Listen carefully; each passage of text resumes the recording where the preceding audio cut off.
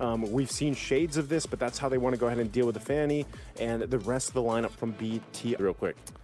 Yeah, I like that. I like the BTR lineup, but at the same time, I do agree with what you just said. So it's pretty even for me, to say the least. And I'm just excited to see what is in store for us in game number 2, because this time it's going to be the Fanny. I always like watching good Fanny games, and now it's going to be up against the Kufra, which in turn would incite a lot of outplays, a lot of mind games between the two players. Okay, well, we got a pretty zoomed-in look right now. I'm not sure where Niall was going to go for. I know he cabled through. Finn? Okay. Really close look. I'm trying to see where also Niall ends up going and grabbing his green camp. He's up at the top side now, though. Now, Fanny going in for some Kramer invasion. There we go. Not entirely sure if he was successful with it. Yeah. But Coily seems like he has the higher levels with the double buff, and this Paquito from Pro Esports from the jungle has to make a lot happen in the early stages. Well, I guess not literally the early stages, but from the mid-game perspective, like 5 to 8 minutes. If you are able to get a lot of eliminations during that time, that generally will mean that you will allow your team to be in a comfortable spot. Okay, so at this point, we go wait for this first turtle to go ahead and pop up here. No early first bloods. It looks like even across the battle spells, nothing was expended, which is kind of odd because usually in that first exchange, you see at least some battle spells being burned down, but this time, not going to be the case. First turtle pulled through by Finn. Again, we're on broken walls too for this one, so a little more, I guess, uniqueness that can happen here depending on how Niall plays it on this Fanny, even sweeping through turtle takes or eventually lower takes. Here they go, though. That's Moreno taking out PPP, the jump in though. Oh, look at the two-man knock on that nail. It's going to be taken out. Gatot Kacha is far too late to save his teammate. But the Benerick from Soria and Felix with that flicker is good. So will be the exchange. I would assume that there was an arrow that was able to land, but taking down Nail early on in this game, this is really good for Pro Esports.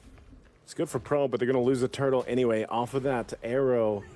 Again, that's why we talk about Moreno being a key playmaker here. Now they're in the jungle. In the jungle, going in for the kill once again. They want to go for P. P is down. No bouncing ball. That's a good fight coming out from BTR. They needed the recovery for this. For this Fanny, and they were able to find it. But it's going to take more from them if they want to get back into this game. Okay, so off of those first takes, BTR play into their strengths, man. Again, Niall being able to move around. The bouncing ball hasn't been too much of a problem to deal with.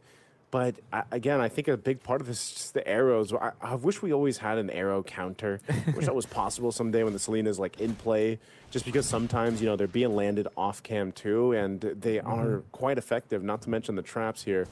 Taking a look at it quickly here for the emblems, pretty standard stuff across the board. Blade of Hepsi's already picked up though for Niall.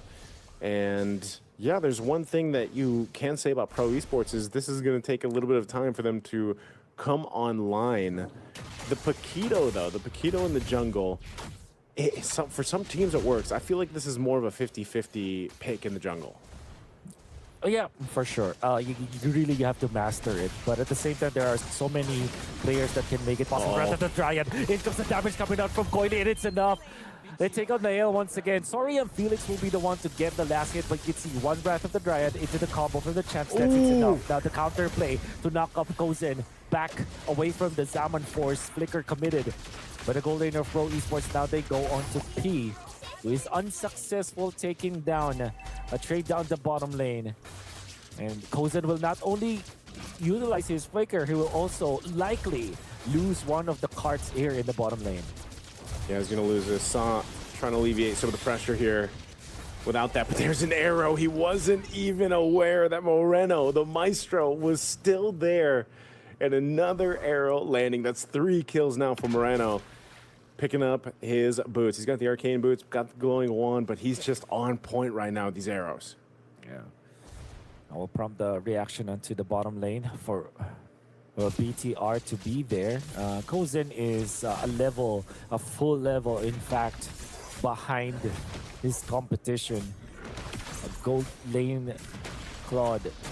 Oh, it's gonna be very tricky now for BTR. Now will secure one neutral objective. It's gonna be enough for them to a little bit of a leeway here in the early stages.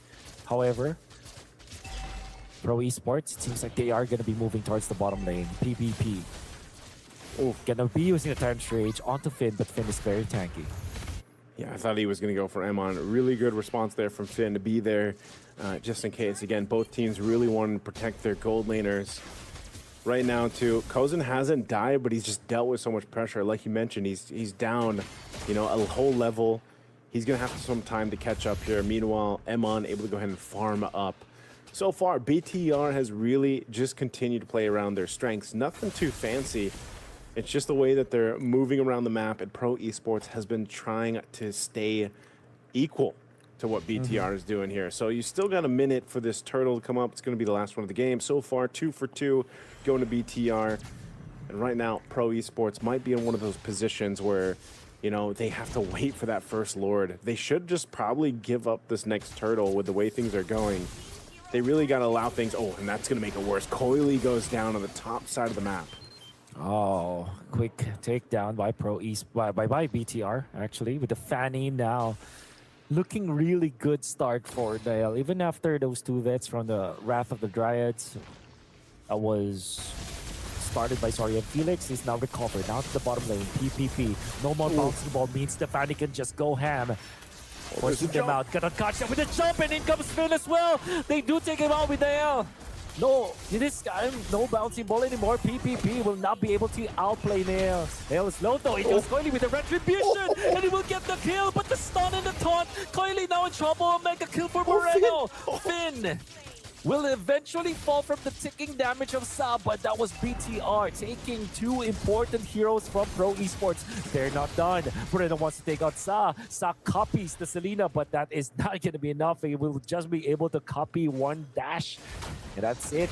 Pro Esports losing their members down the bottom lane. Yeah, what a messy fight for Pro Esports. Again, under their turret, started on the tier 1, got pushed back.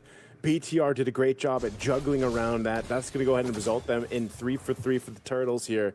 As Coily, it just seems like he's trying to do too much reach, too much range to deal with. Oh, on the turret. Under the turret they go. They will not be able to push now, BTR. This is Zaman Force, the entirety of Pro Esports, just utilizing all of their ults, not all of their ults, but most of their ults just to defend the mid lane.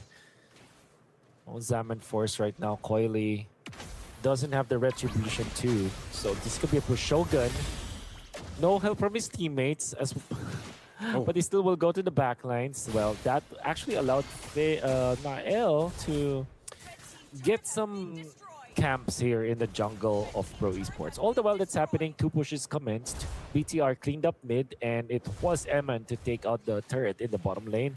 A tier 2, in fact. The stun connects, actually. Oh no, Finn! That's Coily, actually. I think he dashed the back because of the knockout strike, and Moreno knew that was going to happen, so he actually used the Abyssal Arrow towards the area of where Coily will retreat. Hey man, they call him the Maestro for a reason. These arrows, another lands. Okay, it's on P, but that's going to be a turret that work. Looks like we're going to be jumping back into this game. Again, 9 minutes in, that Lord is still 40 seconds away. But right now with BTR's lead, they're looking to take down some of these holy defense shields if they can. Oh! After the drag committed onto Shogun, Soria Felix has to get out of there.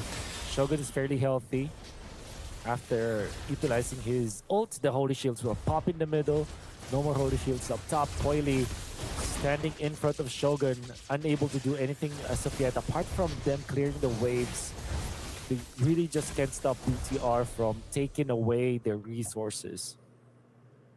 Man, Wolf, this is one of those cases where, you know, Pro Esports, it just seems like backs are so far pushed against the wall that they can't really do much but watch.